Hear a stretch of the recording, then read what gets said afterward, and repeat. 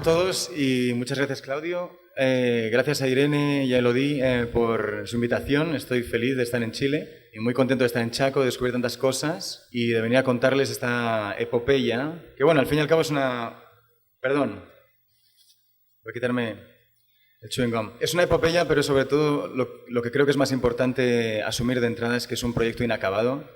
Es un proyecto que ha tenido muchas fases y yo voy a intentar resumir esa historia. Creo que es una historia fascinante y creo que es un museo único, es un principio de trabajo único y yo estoy muy orgulloso de trabajar para Día y voy a ver qué tal os parece esa historia. La primera imagen, quizá alguno la reconozca, es de un lugar llamado Rothko Chapel, en Houston. Y Rothko Chapel es un lugar que fue creado con diversas intenciones, no solamente artísticas. Fue una colaboración con Mark Rothko, el pintor, se abrió en 1971. Es un templo para todos los cultos y es un templo artístico. Este lugar fue construido por una familia importante relacionados con la industria del petróleo en Texas, la familia de Menil. Y en un momento dado fue visitado por dos personas que van a ser clave en esta historia, Heiner Friedrich, un galerista alemán, y Philippa de Menil, que era la hija de los fundadores de la colección de Menil, que se casó con Heiner Friedrich cuando visitaron el Rothko Chapel. Heiner Friedrich acababa de llegar a Estados Unidos, quedó maravillado y decidieron empezar un proyecto. Para ese proyecto requirieron los servicios también de una historiadora del arte, cuyo nombre era Helen Winkler. Y esa fue la fundación de Día. La fundación Día, yo la historia que les quiero contar es un poco la que lleva de esta imagen a esta imagen. De esa imagen de 1971 a esta imagen de ahora, de 2014. De la última década. Cuando Heiner y Philippa y Helen Winkler decidieron formar Día, su intención era la de crear un proyecto de mecenazgo, no era un museo. Era un proyecto para que ciertos artistas tuvieran la oportunidad de crear a la escala ideal todos sus proyectos en los lugares más apropiados para el proyecto a nivel mundial. Es decir, era un principio como de radicalidad en el mecenazgo. En el 74 se creó la Fundación Día y se creó otra fundación que se llamó Lone Star, que estaba asociada porque era básicamente el mismo grupo de personas. La Fundación Día se encargaba de hacer comisiones, encargos a artistas, y la Fundación Lone Star se dedicaba a hacer compras y a construir una colección. En el año 80 se fusionaron. Básicamente la Fundación Día estableció un grupo de artistas en los que quería trabajar.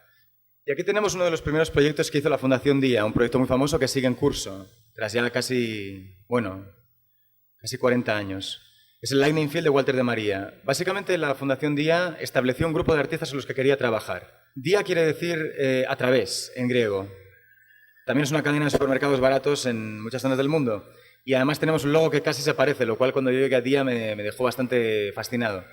Pero comparaciones y accidentes aparte, quiere decir a través en griego y la vocación es transversal, no es una vocación histórica, no quieren establecer ningún tipo de criterio de selección que resuma una época ni que resuma un gusto. Es simplemente una idea de radicalidad y también la elección de ciertos artistas con los que querían trabajar. Uno de ellos fue Walter de María. Para darles una idea, afuera del Rothko Chapel hay una pieza que se llama Broken Obelisk, Obelisco Roto, de Barnett Newman, que es un artista al que muchos en esa generación que maduró en los 60 reconocían como el gran maestro. Y el Broken Obelisk de Barnett Newman tuvo que ver con una iniciativa de un señor que se llama Heiser, que era antropólogo, y cuyo hijo se llama Michael Heiser y fue otro de los artistas clave de Día. Ya tenemos dos, Michael Heiser, Walter de María. Empezaron a aparecer otros artistas, Donald Judd, a quien Heiner Friedrich profesaba una confianza extrema, y Donald Judd le recomendó que también mirara el trabajo de John Chamberlain. Ahora quiero como establecer un poquito el mapa inicial de la fundación. John Chamberlain, Judd, Heiser, de María, se unió Flavin, y luego como Heiner Friedrich era alemán, pues unió a este grupo ciertos artistas alemanes que él consideraba esenciales. Por supuesto Joseph Beuys, también Blinky Palermo y Mick Nobel. Así se empezó a generar como una iniciativa que creció a través de distintos eventos. El Lightning Field es uno de los más ambiciosos y sigue en curso. Como quizás saben, es un territorio, es un lugar. Las medidas son 1 kilómetro por 1 milla. El trabajo de Walter de María está muy ligado al cuestionamiento de los sistemas de medida y a la búsqueda de un absoluto a través del encuentro de distintos sistemas de medida, se podría decir. Y Claudio, que es un experto en de María, me va a mirar bien o mal según yo vaya diciendo cosas sobre Walter. Walter falleció recientemente y es una de las muchas pérdidas que han ocurrido en esta última década de los grandes artistas de la colección y de la fundación. A la vez que había comisiones, encargos a gran escala en el paisaje americano, el Lightning Field está en Nuevo México, en una región que desde el principio Walter estableció que primero no se puede fotografiar y segundo tampoco la fundación difunde dónde está exactamente el enclave, ¿eh? Cuando uno se decide hacer este viaje, paga una cierta tarifa, se le da información sobre el lugar de encuentro y desde allí se le lleva a través de la estepa de Nuevo México, desde un lugar llamado Quemado, hasta el Lightning Field, el campo de relámpagos. Y la obra, se puede hablar un poquito de la obra. Sí, es que si me pongo a hablar de la obra no vamos a llegar. Bueno. Pero si quieres luego conversamos un poco de las obras que generen más debate. Es un campo de 1 milla por 1 kilómetro con estos postes de metal que se supone atraen los relámpagos y que están nivelados a una misma altura, diré eso nada más, de modo que al margen de las irregularidades del terreno, la altura del campo es siempre la misma. Y la experiencia es de un día y una noche que la gente pasa ahí. Entonces, otro de los principios de día era no solamente hacer proyectos a gran escala, con larga duración, sino también experiencias extendidas. Pero al margen de los sitios en un espacio abierto y completamente libre de elección, también se buscó crear espacios en Nueva York que fueran como islas de contemplación del arte. Walter de María, de nuevo, realizó varias obras que hoy día se consideran icónicas, ¿no? Este es el New York Earth Room, también de la mitad de los 70, de la segunda mitad de los 70. Les puedo dar el dato también cuánta tierra tiene el Earth Room, pero básicamente un apartamento en Soho lleno de tierra. Por ponerles detalles sobre la fundación, porque las obras tienen su propia historia, la fundación tiene una historia un poco más secreta, pero tanto el Earth Room como el Broken Kilometer, que son 5 filas de barras de 2 metros que juntas suman 1 kilómetro. Las barras son de 2 metros de largo por 2 pulgadas de diámetro. Otra vez, los sistemas de medición mezclados. Estos 2 lugares son permanentes, están abiertos al público gran parte del año y las personas que trabajan ahí trabajan desde su establecimiento, fueron amigos de Walter y forman parte de la obra en cierto modo. Son como los cancerberos de estas obras. Aparte se trabajó con Dan Flavin, por ejemplo, y aquí va una parte del mandato de Día que es muy fascinante. La Lone Star Foundation y Día se unen con 2 mandatos distintos que se vuelven los 2 mandatos de Día. Uno es establecer comisiones con estos parámetros radicales y, por otro lado, ayudar a los artistas a crear sus propios museos. De algún modo, y eso tiene que ver con mi trabajo en Día y el trabajo de los curadores de Día. Yo soy curador adjunto, trabajamos con Yasmine Raymond, que es la jefa de curaduría, la curadora que supervisa todos los proyectos, y con otra curadora adjunta llamada Kelly Kivland. Nuestra aproximación curatorial es siempre por los artistas, desde los artistas. No hacemos exposiciones de grupo, hay una idea de individualidad del proyecto, y esto se creó desde el principio. Y una de estas ideas, por así decir, anticuratoriales, era hacer que cada artista se construyera su espacio, su museo. Uno de los primeros que se proyectó, que se hizo al final del año 83, fue el Dan Flavin Art Institute. Es un lugar que está en los Hamptons, lugar tristemente célebre por sus mansiones de lujo hoy día, que en ese momento era más bien un espacio de costa en Long Island, donde había todo tipo de residencias de personas. Es una antigua capilla bautista, frecuentada por la comunidad afroamericana en ese momento. Se compró esta pequeña casita, se guardaron, se hizo un pequeño espacio como de relicario de las cosas de la capilla, muy en el gusto irónico de Flavin sobre la religión, porque su trabajo es muy ambiguo sobre lo que es iconografía religiosa y lo que no. Y se construyó dentro de él un environment site-specific, específico a este lugar, de obras, una mini retrospectiva de 9 obras de Flavin, que continúa y es hoy día uno de los poquísimos lugares donde las obras de Flavin permanecen exactamente instaladas como él las designó. Es un lugar que recomiendo y creo que es también una especie de capilla para todos los cultos, o una especie de capilla para ateos, si prefieren.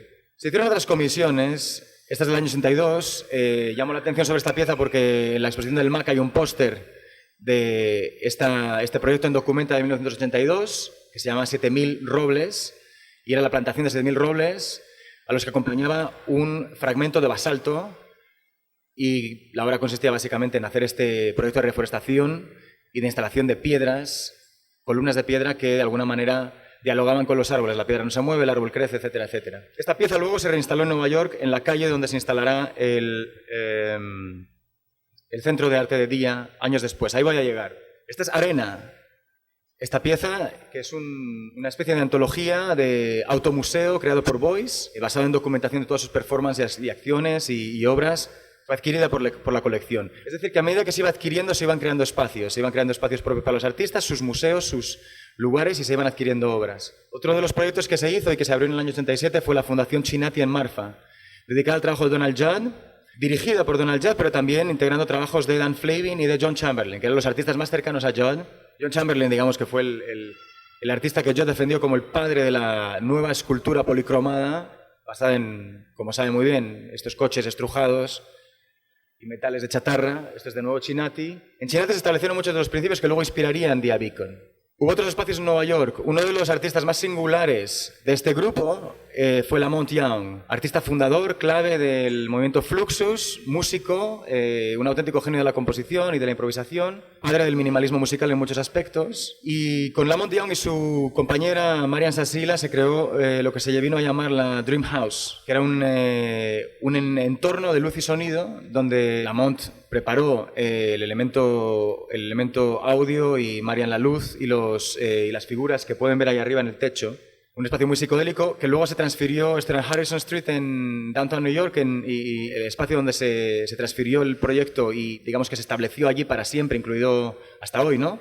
Es en Church Street, en Tribeca. Si quieren ir, es un espacio maravilloso. Se hacen conciertos todavía, Lamont sigue haciendo performance una vez al año. Y esta es la performance de una pieza que se llamó The Well-Tuned Piano, que yo personalmente considero una de las obras cumbre de la música en el siglo XX. Este es el Dream House actual. Todas estas instituciones es lo que DIA considera hoy lugares asociados. No son DIA Art Foundation, pero han sido parte de la iniciativa de DIA de dar a artistas la posibilidad de crear su propio museo, de emanciparse de la curaduría, de la burocracia museística, del mercado también, y lo digo con perdón de esta feria tan maravillosa, pero también. Y en el año 87 se produce una mutación en la fundación que tiene que ver con la crisis del petróleo que empezó en el año 78 y que hizo que la familia de Menil, que hasta entonces habían sido los grandes patronos del proyecto, hicieran mutis por el foro, salieran del escenario y entraran otros patrones, otros sponsors que se hicieron cargo de DIA. Ahí se decidió que para mostrar la colección, que ya había crecido a un nivel significativo, la colección auspiciada en principio por Lone Star y que ya era DIA, se construyó un espacio en Nueva York, en un barrio entonces semi-industrial, hoy por supuesto barrio turístico, en el High Line y todo lo que quieran, en Chelsea. Y este espacio se llamó DIA Center for the Arts. Eran 3 pisos de exposiciones y el principio era muy simple. Un piso, un artista, un año. La exposición inaugural en el año 87 fue con 3 artistas de la colección, 3 alemanes. Joseph Beuys, Blinky Palermo con una de sus obras cumbre y también tardías, casi póstuma, To the People of New York City, y Mick Nobel. Y esto es la instalación de la que le hablaba, 7000 robles de Joseph Beuys, instalada parcialmente en la calle 22 en Nueva York. Se hicieron otras exposiciones con artistas clave de DIA, Onkawana, por ejemplo. Esta pieza, todo el edificio se llenó de las obras de Onkawana, de los Today Series. Se llamó 1000 días, 1 millón de años, 1000 Days, 1 Million Years. Y la segunda parte de la exposición era una performance de la obra 1 Million Years, que consiste en una lectura por 2 personas de 2 listas de años, de 1 millón de años antes y después de Cristo. Lo divertido de esto es que esto se hizo en el año 94 y 20 años más tarde, como homenaje a Onkawana, que también murió recientemente este año, hicimos una grabación nueva, en la que yo tuve la suerte de prestar mi voz, de 1 Million Years.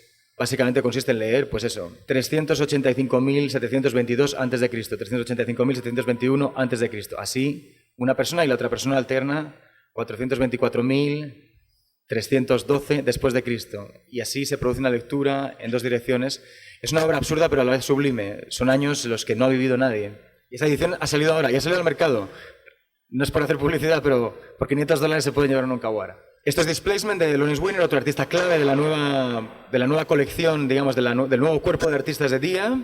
Y también hubo proyectos con artistas de un año, pero no eran artistas que se iban a integrar a la colección, eran artistas que simplemente interesaban, se creía en el trabajo de ellos, se quería observar, darles la oportunidad de hacer un proyecto a gran escala de un año. Juan Muñoz, en el año 96, con A Place Called Abroad, que era un entorno, una especie de ciudad falsa dentro del museo. Dan Graham con su proyecto para el tejado, que es un proyecto que pertenece a la colección y que luego les hablaré del futuro de este proyecto. Y aquí viene un momento clave, año 97, los Torque Ellipses de Richard Serra. Esta pieza fue clave en el trabajo de Serra. Evidentemente Serra tiene su discurso muy interesante sobre el trabajo de él y él define los Torque Ellipses como una forma que él ha creado porque no se da en la naturaleza. 2 elipses una encima de otra con un eje, una de ellas rota y por tanto el eje sirve para que las 2 elipses estén desencajadas, ¿no? Pero claro, a la hora de hacer eso con una sola lámina de acero hay que utilizar un sistema extremadamente sofisticado porque eso no se puede fundir así como en una fundición monstruosa. Se tiene que utilizar el acero frío y meterlo por un rodillo y utilizar la industria normalmente dedicada a la construcción de barcos, de buques de guerra. Esto fue una hazaña técnica de Richard Serra en ese momento, auspiciada por DIA. Se instaló en el edificio de enfrente que yo les he enseñado, en la calle 22 también, y un buen día apareció el chairman del Board of Trustees de DIA con un invitado y su nombre era Lennart Riggio,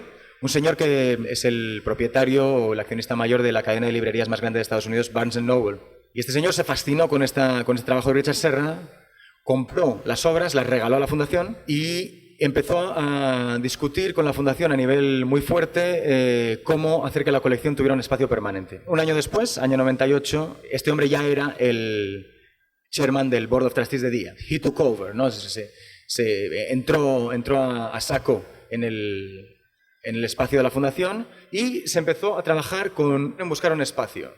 Nueva York se estaba poniendo muy caro, hoy día se sabe que es como el gran lugar, el lugar perenne de la especulación inmobiliaria, entonces es muy difícil crear espacios nuevos en Nueva York. Se buscó un espacio fuera de Nueva York, a 1 hora y media se encontró esta fábrica de cajas de galletas, de Nabisco, donde se empaquetaban las galletas Oreo.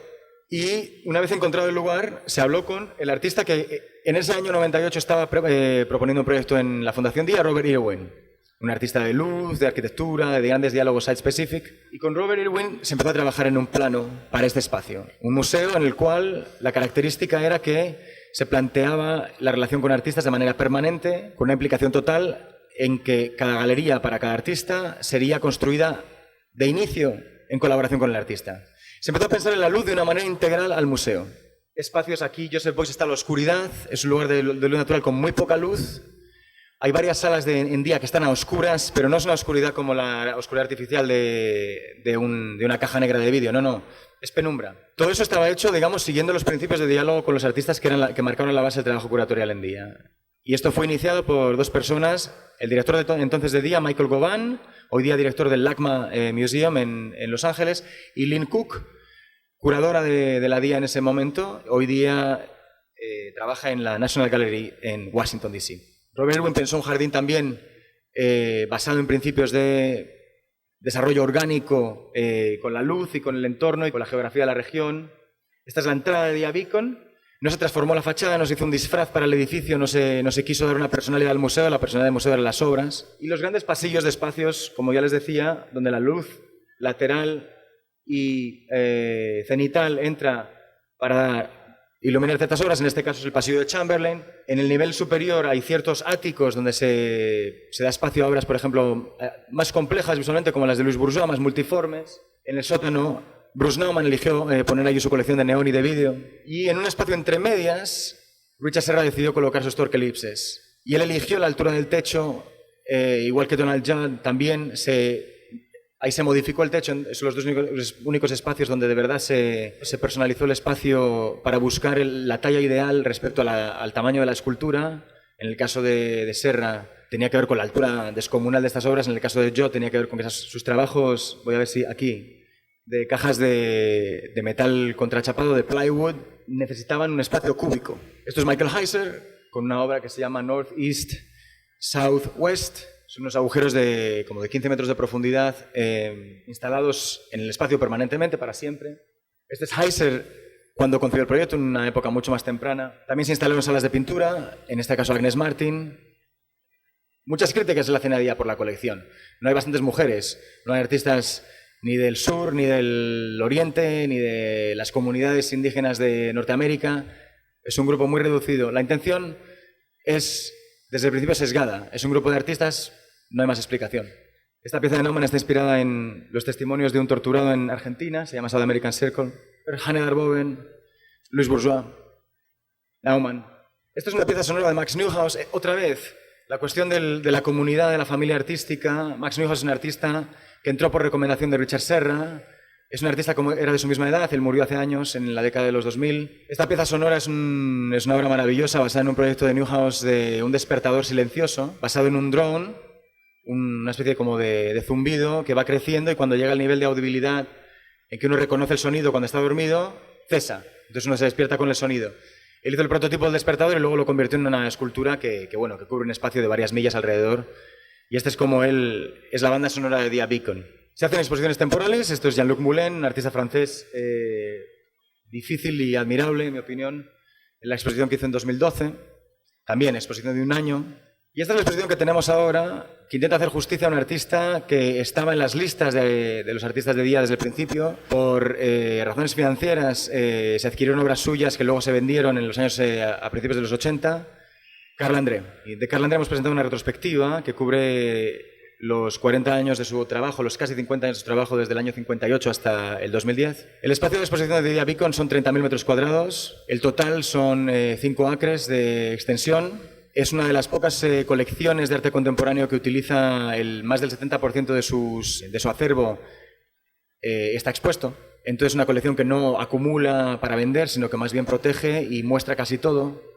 Se ha expuesto prácticamente toda la colección de día, hay obras que no se exponen pero que rotan. Muchos de los espacios que tienen cierta flexibilidad son los que se utilizan para exposiciones temporales. Esta imagen es de Chelsea, de la calle 22, está tomada desde el edificio antiguo de día que se vendió y mira al edificio de la orilla norte. Este edificio pertenece a la Fundación y estos dos ahora pertenecen a la Fundación también. Aquí se expusieron originalmente los Torque Eclipses de Serra. Este edificio forma parte del gran plan que está ahora en curso de construir un nuevo edificio en Chelsea. Y yo trabajo aquí. Y ese es el plan, ese es el futuro de día, un nuevo edificio en Nueva York, más desarrollo en lugares del globo que no son necesariamente los más previsibles y de los que podremos hablar públicamente en un par de meses. Dia Beacon continuará como sede de la exposición permanente. Ahí queda inscrito el punto suspensivo de la Fundación hoy. Y esta es la historia. Creo que es una historia fascinante por la legitimidad de los principios. Creo que hoy día trabajar con artistas y darles la oportunidad de realizar los deseos a gran escala es fundamental. A la vez, evidentemente, es un compromiso extremadamente arbitrario. Hay que tener muchísimo valor para elegir un número que se cuenta con los dedos de las manos y no mirar a otro lado y comprometerse hasta el final, no solamente a nivel de extensión, a nivel de presupuesto, pero también a nivel de tiempo. Las obras que Dia ha comisionado las guarda para siempre. La idea es, por así decir, bueno, Heiner Friedrich, el fundador de Dia, dijo en un momento: son obras que no pertenecen ni al presente, ni al pasado, ni al futuro, son obras que pertenecen al presente siempre. Están como una especie de eternidad y un misticismo en la Fundación, y es la base del progreso, esta especie de mística del proyecto. Y me encantará, pues eso, charlar con Claudio y con todos ustedes ahora. Eso que decías último me hace pensar que muchas de las obras también tienen ellas mismas escalas que superan lo humano, ¿no? Que me parece que ya lo comentaste. Y una de las obras que no está en la presentación, pero que no está en Nueva York, creo que, no sé si fue originalmente comisionada por Dia, pero que está al cuidado de la Fundación Dia, si no me equivoco, es el kilómetro vertical de María. Pero es un caso un poco excepcional porque, como tú sabes bien, es un lugar que Dia no pudo proteger hasta las últimas consecuencias porque la ciudad tenía un derecho sobre la plaza y la plaza misma ha evolucionado de una manera que quizá no fuera la más deseable para Walter. Pero finalmente está bajo mantenimiento de la Fundación Dia. Sí, es más delicado, hay como una gran burocracia, ya sabes, o sea, germanoamericana de por medio, pero sí. No, pero me quería referir a la obra misma como ejemplo, o como tal vez para ver esta condición que trasciende la escala humana de muchas de las otras obras presentadas, porque es una barra de acero, creo, de 1 kilómetro de extensión que está enterrada. Termina, digamos... Está enterrada, exactamente, y lo que se ve solamente parece una moneda, pero es una barra de 1 kilómetro que va hasta el fondo. Y hay una placa de terracota, me parece que es, que marca el espacio, más que nada para que la gente no intente agarrar la monedita. Pero bueno, es una obra tan discreta y tan absoluta como eso, ¿no? Claro, y esa idea de absoluta o trascendente del arte me parece que, volviendo al comienzo de la presentación, tiene que ver con lo que decías de Barnett Newman y una idea muy religiosa y tal vez muy estadounidense también del arte moderno, que de alguna manera influyó a este grupo de artistas que la Fundación Dia acompañó y hasta potenció, ¿no? Como que le subió el volumen, porque si uno ve la obra de María anterior, es una obra que ya tiene postulados filosóficos muy claros y ambiciones muy grandes, pero incluso él tenía proyectos que no había podido desarrollar ya desde los principios de los años 60 y que con la protección con el mecenazgo, digamos, de la Fundación Dia logró llevar a la escala que tienen, como los ejemplos que vimos. Exactamente, bueno, está el lado religioso y insisto en que es una religión laica, pero por otra parte también está ese aspecto peligroso de dar a un artista, como se hacía, un estipendio, unos medios de producción y apropiarse de alguna manera de su vida. Es como decir, te voy a dar los medios, pero eso te va a permitir emanciparte de todo el entorno artístico que hace que el mundo del arte se mueva. Entonces, esos artistas se convierten como en los grandes outsiders, los grandes exilados del mundo del arte, ¿no?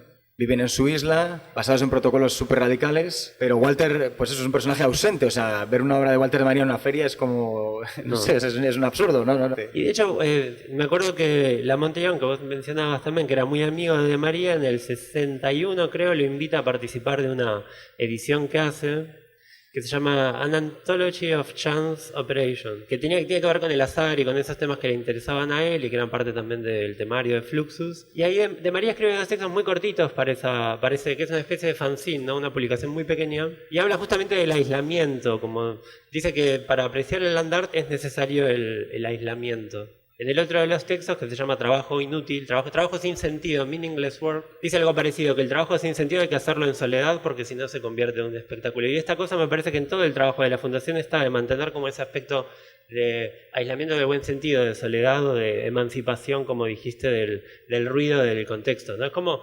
Veo que lo que hace la Fundación es como sacar el ruido. Sacar el ruido para subir el volumen. Sí, bueno, hay un aspecto de aislamiento, de preservación. Bueno, Donald Judd, por ejemplo, cuando construyó Chinati en Texas, también su principio era que hoy día el arte, se ha acostumbrado a la gente a que el arte es en contexto urbano, cuando él pensaba que es fuera del contexto urbano donde precisamente el arte se aprecia de verdad. Entonces él se fue del contexto urbano para mostrar su trabajo a gran escala. Y este aislamiento atraviesa la vida de muchos de los artistas de la Fundación. Díaz, por ejemplo, también no comisionó, pero protege, ya también de por vida, y por ofrecimiento de la viuda de Robert Smithson, el Spiral Jetty, un lugar también muy icónico en el gran lago salado de Utah. Y de nuevo, Smithson, cuando producía obras de land art, las llevaba a lugares donde requería un gran sacrificio, un gran peregrinaje, poder observarlas. Pasaba por el hecho de hacer una especie de viaje de sacrificio, de viaje de abandono y de eliminación de la distorsión para poder observar. Los ejemplos son múltiples. Agnes Martin también se fue a vivir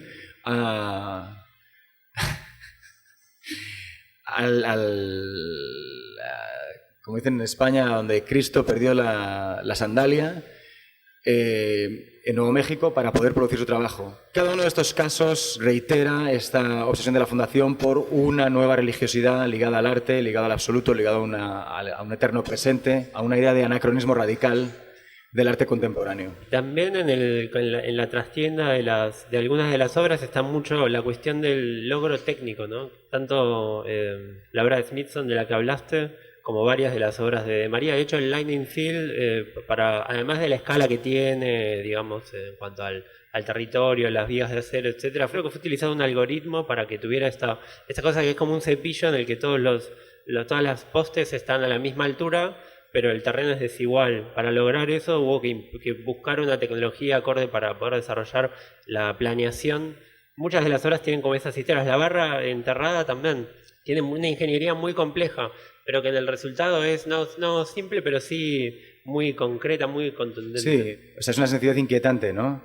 Y, o sea, se podría hablar a nivel de asociaciones religiosas durante horas, tanto Flavin con los iconos y la iconografía de la Iglesia Católica y de la Iglesia Ortodoxa. Sí, en el caso de María está mucho la cuestión del símbolo. Él tiene otras obras que son las obras estas del metal acanalado, con las que empezó a trabajar con símbolos universales como las cruces, y le interesaba justamente que se percibiera que de qué manera un símbolo puede ser accesible desde muchas religiones. Por supuesto. Bueno, si tú piensas en las camas de púas de María, que son obras muy tempranas, y piensas en los yogis y en eso de dormir en una cama de púas, pero luego piensas también en el Escorial, en España. El monasterio del Escorial fue un homenaje que hizo Felipe II a San Lorenzo, que murió frito en una parrilla, entonces una parrilla al revés. Y tiene esa cosa como de la parrilla, la cama de púas, hay una especie como de idea de... La cama de púas era una obra, no recuerdo la galería, creo que el año es 1972 o 73, de Walter de María en Nueva York, que consiste creo que son 3 piezas en las que, sí, como las camas para los que se autoflagelan, las púas están cada vez más lejos y la obra finalmente se vuelve peligrosa.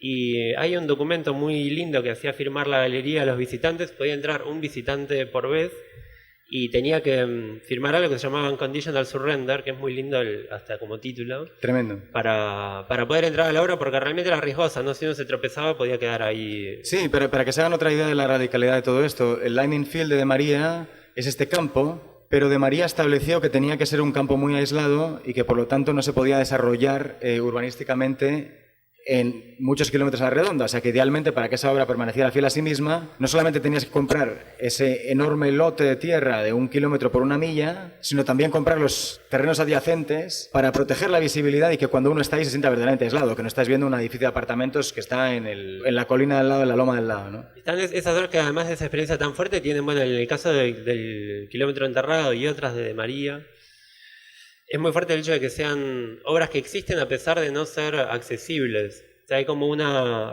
Así como vos decís que estas obras serían imposibles en el circuito del arte contemporáneo, tal como lo conocemos. De alguna manera hay obras que ya separan lo que es la existencia del arte del hecho de que sea accesible o que sea algo que se puede experimentar, porque son obras que claramente no se pueden ver. Bueno, ya ha inspirado muchas instituciones, por ejemplo, Inhotim en Belo Horizonte, en Brasil, es una de las más cercanas.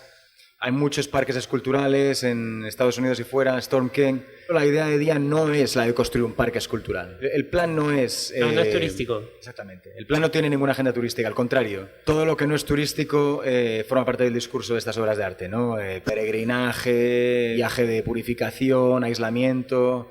Es digamos, todo lo que es contrario de la conectividad del turismo.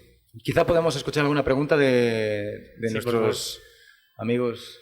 Sí, en los 10 años primeros de Dia Beacon abrió en 2003, el año pasado celebramos el 10º aniversario, hubo 1 millón de visitantes en 10 años.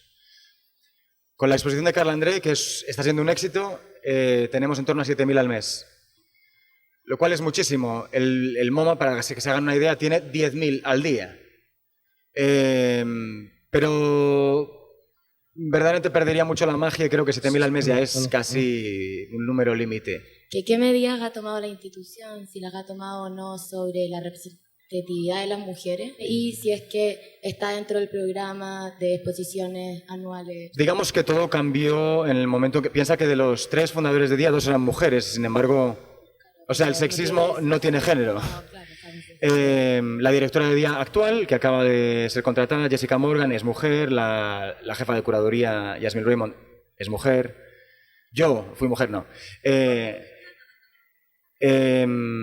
O sea, el elemento femenino está muy presente. Hay mujeres en la colección y luego se han hecho muchas exposiciones temporales de mujeres. Jessica Stockholder, Jenny Holzer. Lo que pasa es que, o sea, cuando uno entra en estas cuestiones también es como que te metes en el gran damero de la política, de la corrección política, ¿no? ¿Cuántas mujeres, cuántas afroamericanas? Latinoamérica, el mundo árabe. O sea, queremos abrirnos, pero los principios de Día son tan duros. Cuando uno programa para los próximos 5 años, sabemos muy bien lo que va a venir. Hay una gran fidelidad a lo que se ha hecho en el pasado y a la colección. Entonces, muchas de las exposiciones tienen que ver con mostrar la colección en el espacio propicio. Hay comisiones, pero te puedo decir que los programas en los que tenemos más dinamismo y más movilidad, los programas de conferencias, de proyectos específicos y de proyectos web, el mínimo es la paridad. Por lo general, hay más mujeres invitadas que hombres. De hecho, a mí me han venido a decir, oye, busca un hombre, porque llevamos ya como 7 mujeres seguidas hablando en los últimos 7 meses. Me parecía muy interesante cómo planteaba en un comienzo que la Fundación tiene esta capacidad como de construir un espacio fuera del mercado del arte, sí, que estábamos hablando. Pero en cierta medida construye un espacio súper activo en otro mercado, que es el mercado inmobiliario. Entre otros. Claro. Entonces hay una operación de adquirir terrenos, de adquirir edificios, de mantener congelado el precio de un departamento en un lugar de alta rentabilidad, como puede ser el Soho.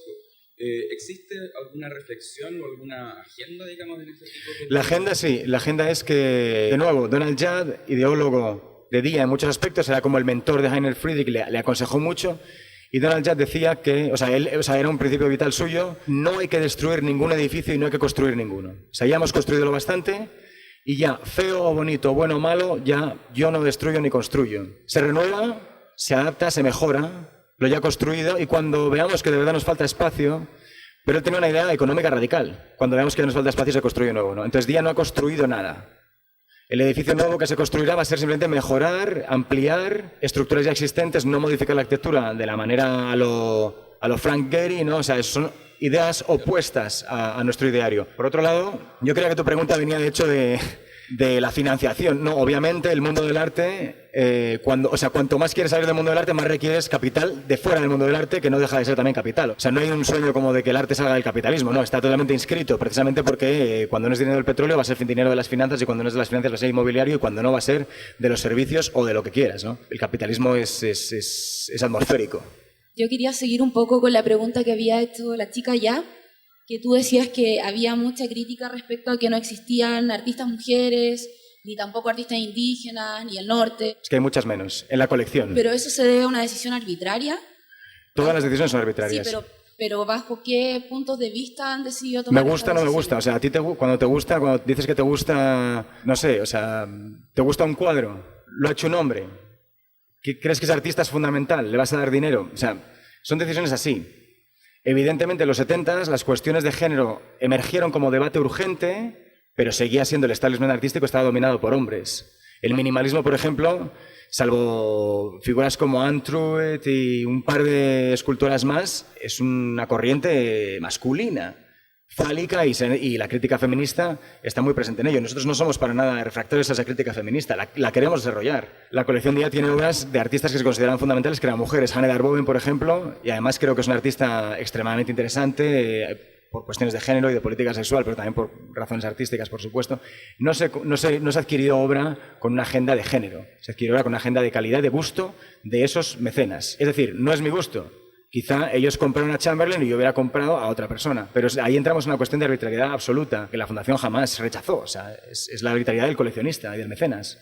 Me gusta esto, lo apoyo, voy a dar tanto dinero al año para que eso exista. Vos dijiste que eran como apuestas muy radicales, ¿no? Pero en toda esta estética de la pureza, es como una estética de la pureza finalmente, ¿no? Como de una pureza muy extrema, ¿no? Es conservadora frente a un mundo que se volvía cada vez más trash o más de mezclas, esta idea como de mantener una pureza en un mundo que rápidamente en los 60 y en los 70, pienso, no sé, en la obra de Andy Warhol, ¿no? Que era como la idea de las mezclas y de lo trash.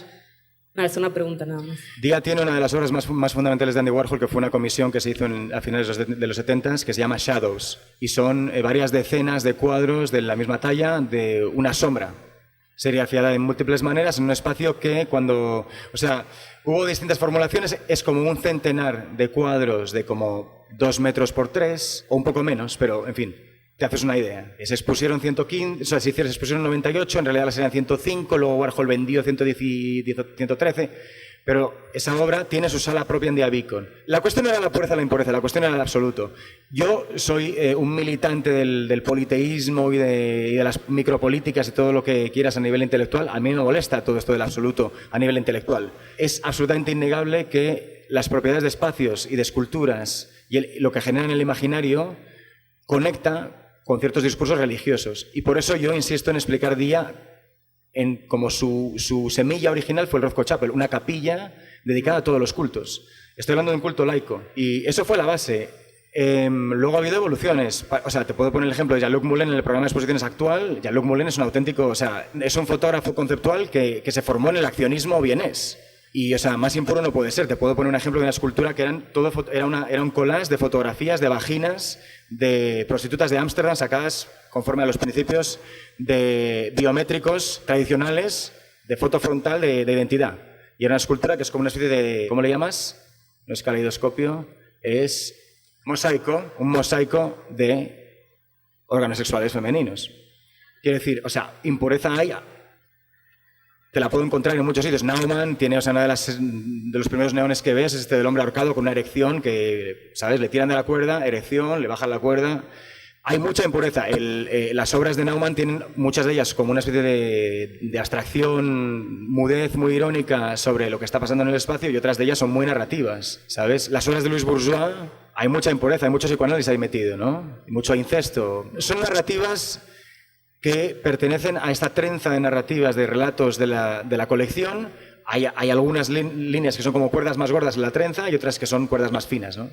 Pero no hay una refracción hacia ciertos discursos o posiciones. Es lo contemporáneo, lo absoluto, y dar las condiciones más intemporales posibles a un cuerpo de trabajo. ¿Cómo hace la Fundación para buscar nuevos, para auspiciar, apadrinar a los nuevos artistas, digamos? ¿Cómo incorporan a nuevos artistas? Los criterios, evidentemente, por una parte están inspirados en la historia de la institución, pero esos criterios los tienes que volver a llenar con nuevos nombres. ¿Cómo identificar hoy día, con todos estos mercados y todos estos contextos y todos estos artistas, cuáles son los que vale la pena mantener, los que vale la pena conservar, los que vale la pena apoyar desde el principio? Es una cuestión, digamos, también mesiánica. O sea, no vas a generar eso con un comité de 300 personas votando. La satisfacción que uno obtenga hoy día haciendo esta misma operación, que si de los 70 sea mucho menor, y sea mucho más controversial que lo que haya podido ser antes, ¿no? Cuando nosotros nos reunimos para pensar en la curaduría y cuando esas decisiones se toman, bueno, hay un criterio fundamental que es el de quién cambia el juego. ¿Quién ha cambiado el juego? Moulin cambia el juego. Carlandre cambió el juego. Cambió el juego porque se inventó una idea de escultura como lugar en el cual tú miras el mundo desde la escultura, no la escultura desde el mundo. No miras la escultura y ves alrededor y todo eso, no, te subes a la escultura y miras lo que hay alrededor. Esa es, digamos, la idea fundamental que intentamos mantener. ¿Quién cambia el juego? ¿Quién obliga al arte a hacer una flexión imposible? No, pero lo que me preguntaba era si dentro de la fundación te vas preguntando o hay como una repregunta de esta idea inicial de cómo se elige una obra o cómo se decide hacia dónde va la fundación. Es que no hay guión, no hay script. O sea, vamos a ver, ¿cómo se elige una obra? O sea, si aplicas los principios de hace 5 años es como... No sé, es como comprarse un abrigo. O sea, voy a comprar el mismo que hace 5 años. Pues no lo vas... Es que ni siquiera lo vas a encontrar. No, por supuesto, pero esta idea, por ejemplo, de nosotros no cambiamos los espacios. No sé, tú decías en relación a los edificios, por ejemplo. Nosotros no cambiamos estos espacios, tratamos de dejar los espacios como son, que lo importante sea la obra. Como que hay mucha... No se construye. No se construye de nuevo. No se construye nuevos espacios. Se adaptan, pero para ello se buscan... y se mejoran y se diseñan, lo cual es tanto más difícil tanto más difícil que construir lo nuevo. No, claro, me parece súper interesante, pero esa idea como que hay ciertos principios. Es un debate permanente. La respuesta que quieres, sí, es un debate permanente, pero resumirte el debate significaría como entrar ¿sabes? Como una transcripción de conversaciones de 5 años, ¿sabes? O sea, es infinito y totalmente descentrado. O sea, hay ideas que emergen y no sabes muy bien cómo, ¿no?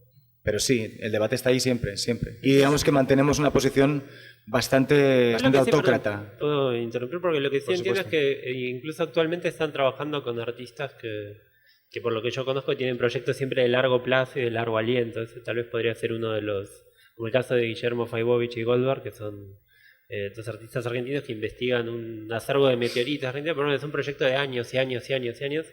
Y tuvieron como contacto también con la Fundación Día, y pienso que sin duda las obras que mostraste antes también tienen algunas de esas características, ¿no? Claro, bueno, con Faibovich y Goldberg lo que evidentemente hay un reconocimiento y hay una brújula curatorial que te lleva a ver ciertas cosas y a reconocerlas. El programa al que se invitó a Faibovich y Goldberg tiene que ver un poco con la necesidad para reconocer y para filtrar, hay programas y series que tienen mucho más dinamismo. Por ejemplo, hacemos una charla al mes de un artista sobre otro artista, en el cual invitamos a gente, o sea, de todo tipo, de todas las generaciones, para hablar de otro artista que ha tenido una relación con Día a nivel de la colección de las exposiciones. O sea, y ahí tenemos, o sea, ha venido Haim Steinbach a hablar de Onkawara, ha venido Badet Mangold a hablar de... O sea, hay muchos elementos que participan en